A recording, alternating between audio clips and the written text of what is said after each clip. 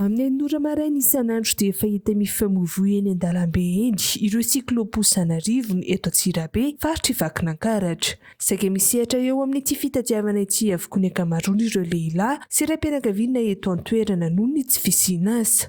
Misy amin'izy ireo no manofa izany Cyclo-Pousse izany amin'ny sarany R5,000 isanandro. Misy ihany koa ireo tompony mihitsy no miasa sy mitondra ity fitaovam-pitaterana mampalaza an'Antsirabe, renivohitr'i Madagasikara fahatelo ity. Na dia mbola tsy nisy fiovana firy aza ny saran-dalan'ny Cyclo-Pousse izay manomboka eo amin'ny R500, vitsy ny mpandeha. Eo ny fahamaroan'ity fitaovam-pitaterana ity, fa anton'izany ihany koa raha ny voalaza ny fahasahiranan'ny olona sy ny isan-tokantrano. Raha tsy misy mpandeha firy ny amin'ny andavanandro, rehefa sabotsy sy alahady na Andro Fety Vao Mahita Mangirana sy mitondra vola mody betsaka ireo mpamily Cyclo-Pousse. Miana amin'ny zava-misy noho izany ireto farany arak'izao fanady adina izao. Raha vidim-piainana eto Antsirabe izany dia mora fa ny fitadiavam-bola sarotra.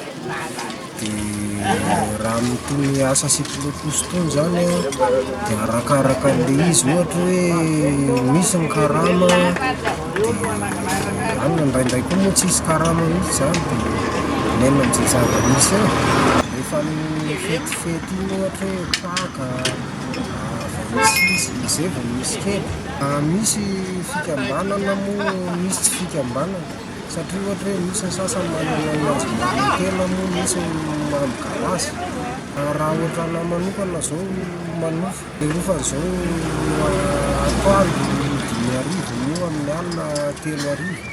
Dia raha ohatra hoe tsisy ny tsena izany amin'ny atoandro dia tsy maintsy manenjika amin'ny asa alina ianao satria tsy maintsy hoe mitondra mody foana ny kampo. Asa moa izao mafimafy ihany. Mafimafy ilay asa lesika. Tsisy karama mahita. Veso maloha azo foana fa vola entina moa dia kely. Mitondra fa 5,000, 3,000, 2,000. Arazavana eo fa mahavela ihany fa izy tsy hoe isanandro no mitondra izay fa tsy efa tena mety ny saina dia mbo mahavoaly na 5,000. Ohatran'ny hoe sabotsy, lahady.